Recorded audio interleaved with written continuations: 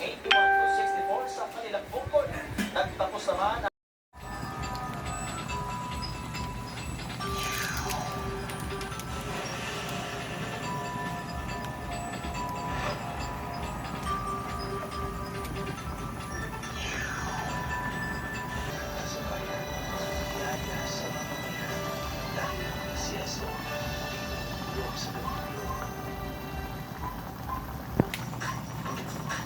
Yan guys, adobong manok.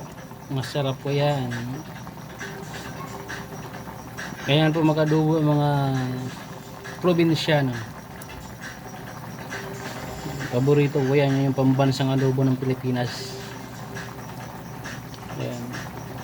Adobong may patatas, laurel. Ayan. May suka toyo na yan guys. Dito na yan.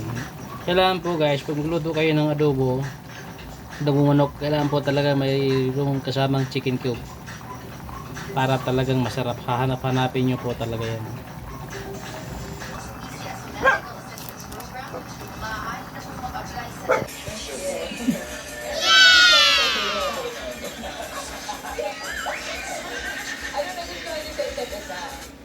Yummy!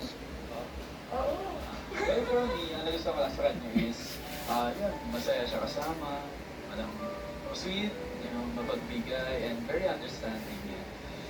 And, syempre, malaki din yung dreams niya. Oo, nag-Victoria na sila. agad-agad.